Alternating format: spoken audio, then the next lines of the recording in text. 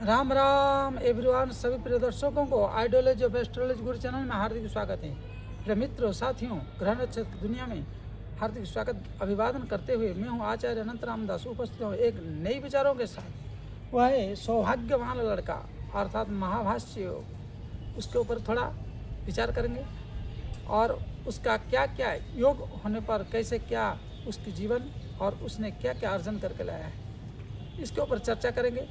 जानने से पहले एक छोटी सी निवेदन, आपकी बर्दाश्त और प्रसन्नतापूर्वक जल्दी से जल्दी सब्सक्राइब, लाइक, शेयर, कमेंट इस चैनल को करिए और हमसे जुड़ने के लिए। और हमारे द्वारा आपको एक छोटी सी जानकारी दे दूं कि भागवत सप्ताह, रामचरितमानस और रामार्चन, रुद्रपाठ, ग्रह शांति और व्यापार वाणिज्य में रुकावट, इनका निराकरण आदि इन सब कार्यों को, वैदिक कर्मों को किया जाता है। अगर आप इच्छुक हैं तो आप हमें संपर्क कर सकते हैं हमारे टाइटल के नीचे दिए हुए नंबरों पर, और उस पर व्हाट्सअप कर सकते हैं। तो आप खोलिए अपनी कुंडली और देखिए, अगर परेशान हो तो अपनी जन्म कुंडली से आप अपने मार्ग को प्रशस्त कर सकते हो। इस समय क्या करना चाहिए, साधना या व्यवसाय, और साधना के माध्यम से या पूजा पाठ के द्वारा, आराधना के द्वारा, साधना के द्वारा अपने जीवन को उत्तम बना सकते हो। नहीं तो इस दुनिया की भीड़ में कहीं आप पीछे ना रह जाओ। इसलिए जल्दी से जल्दी अपनी तारीख, जन्म टाइम को लीजिए और देखिए, या तो किसी से दिखवाइए, किसी अच्छे एस्ट्रोलॉजर से, या तो फिर हमसे संपर्क करके आप दिखा सकते हैं, जान सकते हैं। इसलिए मित्रों, आइए आगे बढ़ते हैं। सौभाग्यवान लड़का। सौभाग्यवान लड़का कैसे? कुछ लोग कहते हैं महाराज कर्म, खाली कर्म से ही नहीं, अगर कर्म से ही सब कुछ हो जाता तो बैल, ढोर जो है, गाय जो है, रोज दूध देती है, अमृत वस्त्र देती है, परंतु कभी कभी उसको भी दुखी देखा गया है। और बैल दिन भर खेत करता था, परंतु उसको खाने को अंतिम में भूसा ही प्राप्त होता था। परिश्रम तो खूब किया लेकिन मिला नहीं कुछ। अर्थात भाग्य न च विद्या न च पौरुषम भाग्यम फलति सर्वत्र। भाग्य अपने आप में एक अचूक है, और आपकी पूर्व जन्म की प्रारब्ध के अनुसार भाग्य का निर्माण होता है। और उस भाग्य की महाभाग्य, भाग्यवान, सौभाग्यवान बनना है।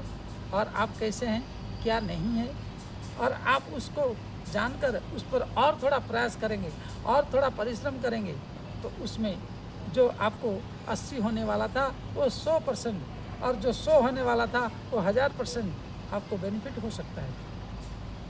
और आप चुपचाप बैठे रह गए तो फिर आपके जीवन में जो उन्नति, जो ऊंचाई, जो कद होना चाहिए वो रुक जाएगा, उसमें रुकावट आएगी। उस रुकावट को दूर करने के लिए आप जल्दी से जल्दी अपने जन्म कुंडली भरिए। तो आज जानेंगे सौभाग्यवान लड़का। सौभाग्यवान लड़का क्या है? बोले लग्न में, लग्न विषम राशि का हो। जैसे विषम राशि में ये है कालपुरुष का कुंडली, ये 1 से लेकर, मेष से लेकर मीन पर्यंत राशि भी है। इसको कहते हैं 1, 3 और 5, और यहाँ पर विषम राशि 7 और 9, 11। ये जो 6 राशि हैं, ये 6 राशि है, 1, 2, 3, 4, 5, 6। ये 6 राशि में कहीं पर भी जैसे सूर्य हो, और कहीं पर भी चंद्रमा हो। आप ये मानिए कि यहाँ चंद्रमा हो, या नहीं तो यहाँ चंद्रमा कर लो एकादश भाव में, या पंचम भाव में कर सकते हो, या यहाँ पे भी कर सकते हो तीसरे भाव। अर्थात सूर्य विषम राशि में और चंद्रमा भी विषम राशि पर हो, साथ में लग्न भी विषम राशि हो। विषम राशि अर्थात 1, 3, 5, 7, 9 और 11 इन राशि में सूर्य चंद्र का होना अनिवार्य है। सूर्य होना अनिवार्य है और इनमें से कोई भी राशि में चंद्रमा होना अनिवार्य है।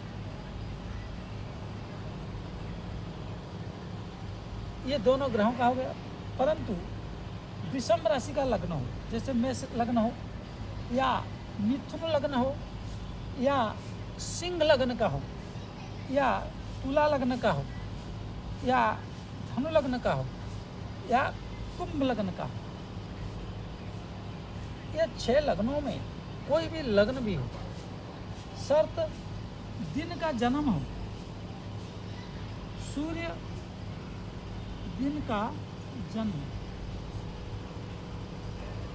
जन्म हो, दिन में इनका जन्म प्राप्त हो, अर्थात सूर्य उदय से लेकर सूर्य अस्त से पहले का इनका जन्म हो यह व्यक्ति का। तो चाहे आप यहाँ से सूर्य चंद्रमा ले लो, या चाहे यहाँ चंद्रमा ले लो, चाहे यहाँ चंद्रमा ले लो, चाहे यहाँ चंद्रमा ले लो, चाहे यहाँ चंद्रमा ले लो, या तो फिर यहाँ से सूर्य ले लो, यहाँ चंद्रमा ले लो, या यहाँ सूर्य ले लो, यहाँ चंद्रमा ले लो। इस प्रकार भी हो सकता है, यहाँ से भी सूर्य ले लो और यहाँ पर भी चंद्रमा ले सकते हो, यहाँ पर भी चंद्रमा ले लो। तो इसी प्रकार योग हो तो इसको सौभाग्य योग, महाभाष्य योग आदि से जाना जाता है।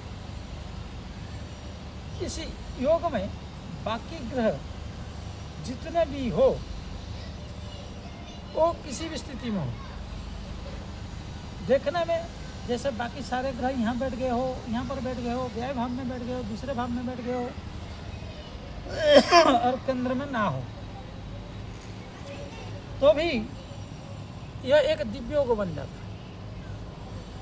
उस दिव्य योग और महाभाष्य योग में यह व्यक्ति जिस दिन से जन्म लेगा, महादरिद्र के घर में क्यों ना जन्म लिया हो, महाकंगाल के घर में क्यों ना जन्म लिया हो, लेकिन उस घर में यह व्यक्ति जन्म लेते ही उसकी घर की बरकत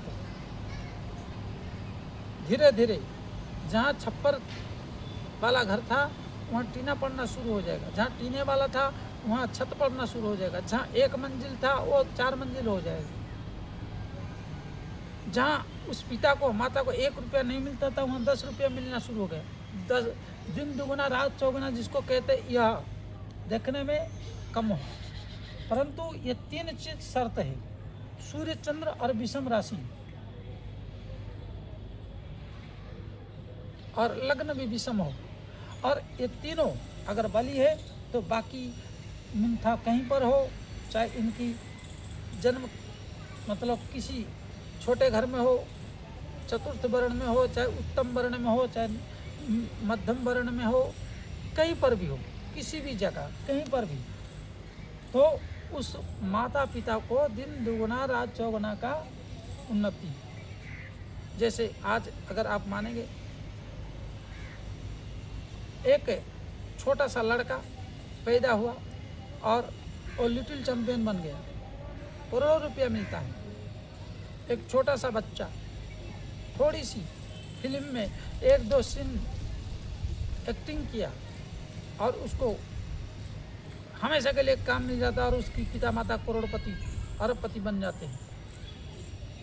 अर्थात यह योग, इसको महाभाष्य योग भी कई जगह कहा गया और सौभाग्यवान लड़का भी कहा जाता है इसको, जिसके घर में ले ले, और इसको जिस किसी ने दामाद भी बनाया उसका भी फायदा उस लड़की के लिए सौभाग्य ही प्रदान करने वाला पुरुष हो जाता है।